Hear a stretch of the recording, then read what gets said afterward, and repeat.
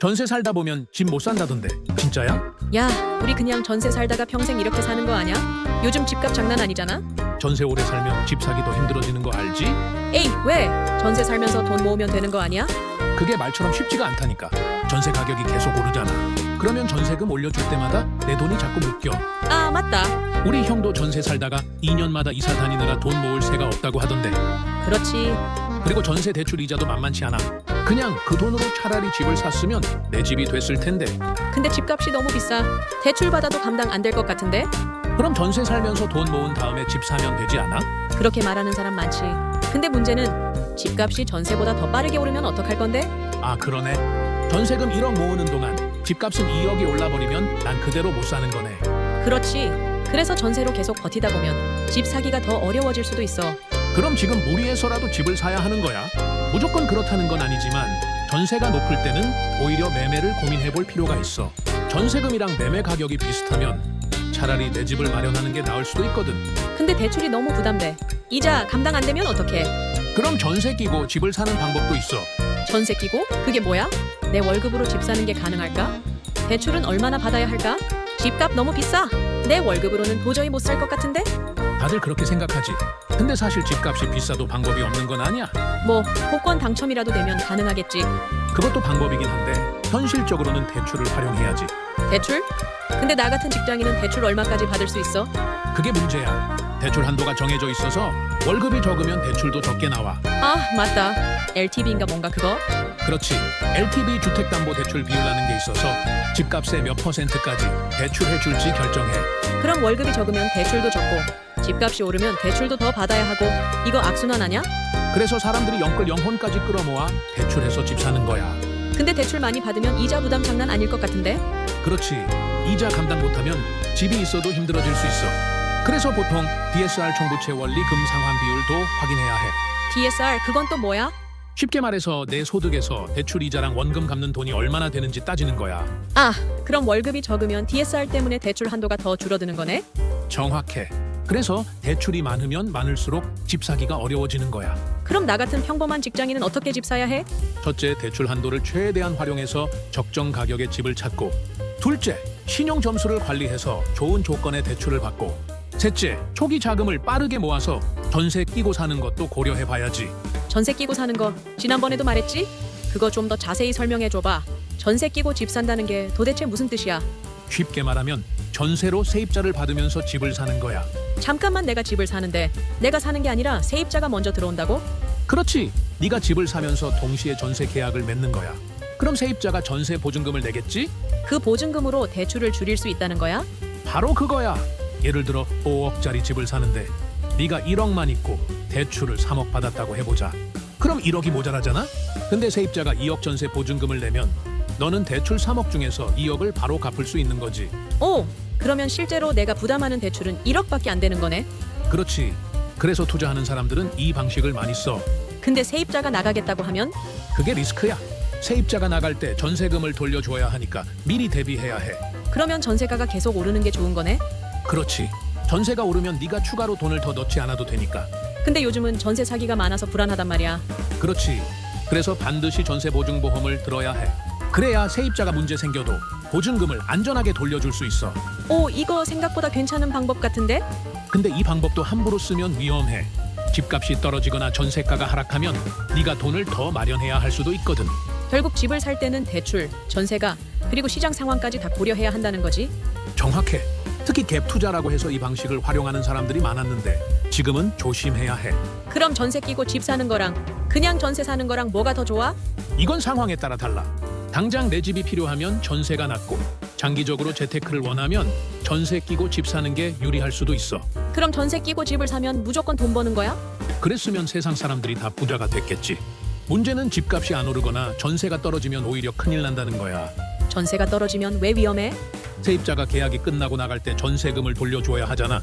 그런데 새로 들어올 세입자가 더 낮은 가격의 전세를 원하면 네가 차액을 직접 마련해야 해. 예를 들어 봐봐. 네가 3억 전세를 끼고 5억짜리 집을 샀어. 그런데 2년 후에 전세가가 2억으로 떨어졌어. 그럼 세입자가 나갈 때 3억을 돌려줘야 하는데 새 세입자는 2억만 준다는 거네? 그렇지. 그럼 나머지 1억은 네가 대출을 받든 현금을 더 마련하든 해야 해. 그럼 전세가 계속 오르면 상관없는 거 아니야? 그렇지. 하지만 지금은 전세 사기가 많아지고 전세가가 급락하는 지역도 있어서 조심해야 해. 그럼 이 방법을 써도 괜찮은 조건은 뭐야? 첫째, 전세가율이 높은 지역일 것. 전세가율이 80-90%면 전세금으로 대출 부담을 많이 줄일 수 있어. 둘째, 미래에 집값이 오를 가능성이 높은 곳일 것. 그래야 팔 때 이익이 생기지. 셋째, 내가 감당할 수 있는 수준에서만 투자할 것. 너무 무리하면 전세금 돌려줄 때 큰일 나. 결국 무턱대고 전세 끼고 집을 사면 위험하고 시장 상황과 내 재정 상태를 잘 따져봐야 한다는 거네. 정확해. 이 방법이 과거엔 잘 먹혔지만 지금은 리스크가 커졌어. 그래서 전문가들은 신중하게 접근하라고 말해. 그럼 지금은 어떤 방식이 더 안전한 투자야? 요즘은 갭투자 전세 끼고 집 사기가 위험해진 만큼 다른 방식으로 접근하는 게 좋아.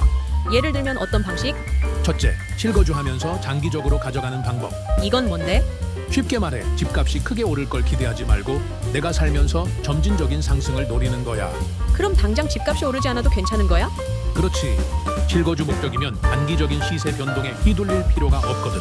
그리고 거주 기간 동안 전월세 걱정도 덜 수 있고. 그럼 어떤 집을 사야 실거주용으로 괜찮은 거야? 첫째, 내가 감당할 수 있는 가격일 것. 둘째, 출퇴근이나 생활이 편리할 것. 셋째, 장기적으로 수요가 유지될 지역일 것. 어디가 그런 지역이야? 역세권, 학군 좋은 곳, 일자리 밀집 지역 주변 같은 곳들이 수요가 꾸준해. 근데 다들 그런 곳이 좋은 거 알잖아. 그래서 비싸잖아. 그렇지. 그래서 무리해서 들어가기보다는 내 예산 내에서 가장 좋은 입지를 선택하는 게 중요해. 그럼 집값이 떨어질 수도 있는 거 아니야? 그럴 수도 있지만 실거주 목적이라면 당장 가격이 흔들려도 걱정할 필요가 없어. 결국 장기적으로 보면 우상향하는 경우가 많으니까. 그럼 단기적으로 투자하고 싶은 사람은 어떻게 해야 해? 단기 투자는 예전처럼 쉽지 않아. 집값이 계속 오르는 시장이 아니라면 단타로 수익 내기가 어렵거든. 그럼 요즘은 어떤 단기 투자 방법이 있어? 첫째, 재건축 재개발 지역 투자. 오, 재개발은 많이 들었어. 근데 이거 돈 많이 있어야 하는 거 아니야? 그렇지. 조합원 입주권을 받으려면 초기 자금이 많이 필요해. 근데 초기 단계의 재개발 지역은 상대적으로 적은 돈으로도 들어갈 수 있어. 그럼 어떻게 해야 해?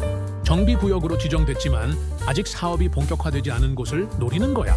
시간이 좀 걸리지만 개발이 진행될수록 가격이 오를 가능성이 크거든. 근데 재개발은 오래 걸리지 않아? 그래서 중간에 빠질 타이밍을 잘 봐야 해. 관리처분 인가가 나기 전에 빠지면 세금 부담이 적고 이미 많이 오른 상태라면 무리해서 들어가면 안 돼. 오, 이거 잘하면 돈 될 수도 있겠는데? 그렇지. 근데 너무 오래 걸리거나 진행이 막히면 자금이 묶일 수도 있으니까 신중해야 해. 그럼 다른 단기 투자 방법은 뭐가 있어? 둘째, 입주 예정 아파트 투자. 이건 또 뭐야? 곧 입주하는 아파트는 이미 지어진 상태라 단기적인 가격 변동을 예측하기 쉬워. 그리고 신축이라 수요도 많고. 그럼 그냥 신축 아파트를 사면 되는 거야? 그게 아니라 입주 직전 급매물을 노리는 거야. 왜? 입주가 가까워지면 일부 투자자들이 장음을 치르기 어려워서 싸게 내놓는 경우가 있어. 아, 그러니까 자금이 부족한 사람들이 헐값에 매물 내놓을 때 사는 거네? 정확해. 그래서 입주 예정 아파트 중에서 미분양이 많거나 장음 대출이 막힌 지역을 잘 살펴보는 게 중요해. 이거는 재개발보다 기간이 짧아서 좋겠네? 그렇지. 근데 신축 아파트도 공급이 너무 많으면 입주 후에 가격이 떨어질 수도 있어서 입지 분석을 잘해야 해. 그럼 단기 투자 말고 그냥 월세 살면서 돈 모으는 게 낫지 않을까? 월세 살면서 돈 모으는 게 더 나을까?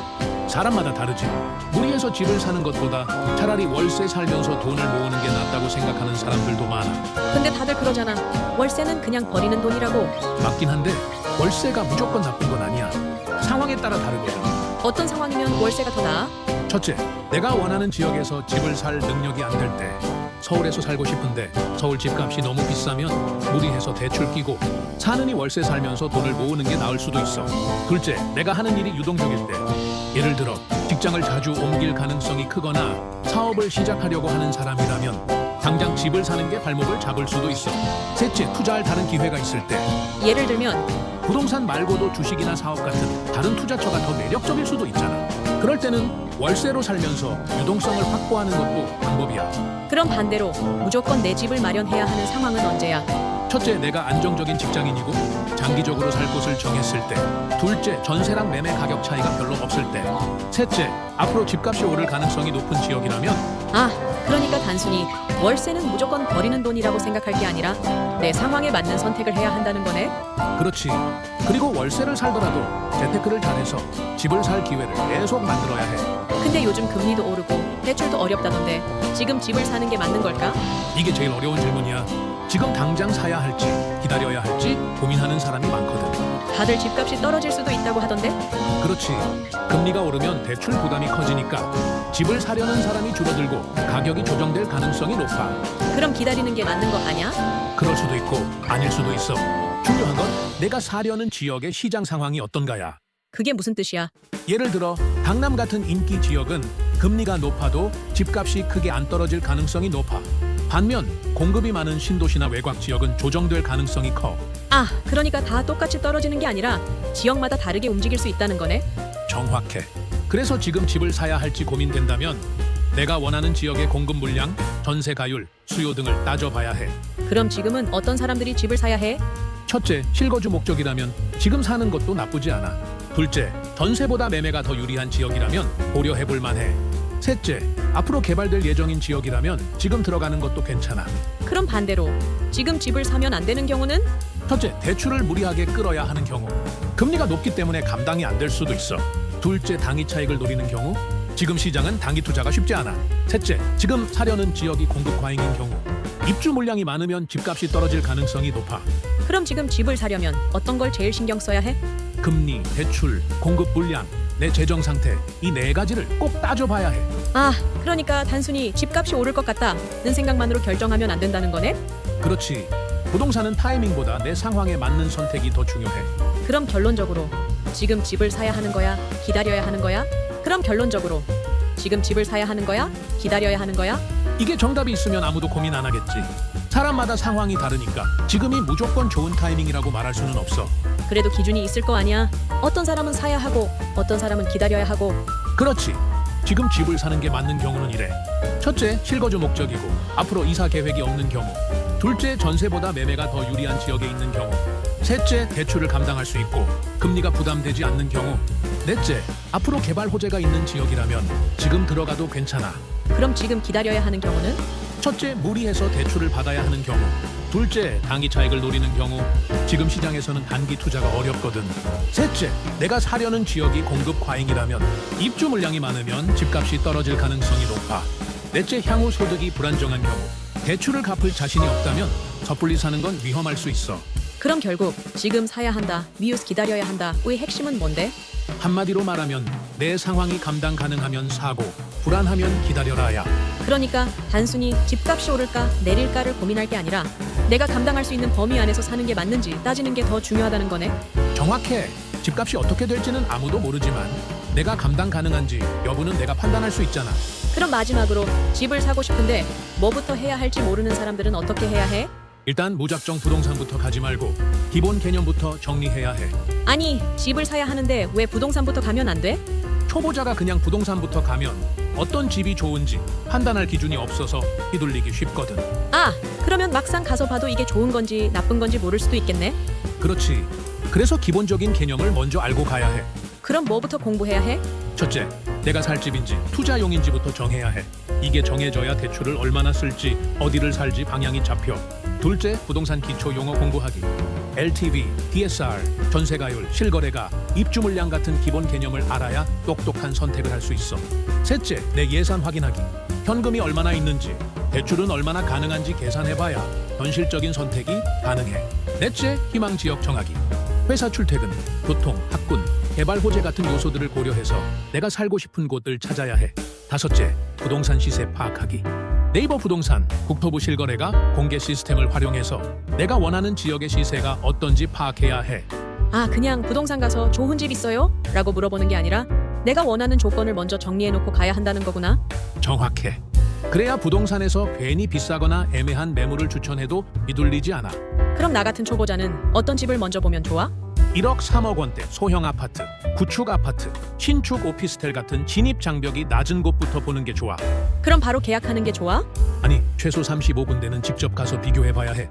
그래야 진짜 좋은 매물이 뭔지 감이 잡혀. 오케이, 그러면 일단 부동산 기초 공부부터 시작해야겠다. 좋아! 집 사는 건 공부할수록 유리한 게임이야. 무작정 겁먹지 말고 차근차근 준비하면 우리도 충분히 내 집 마련할 수 있어.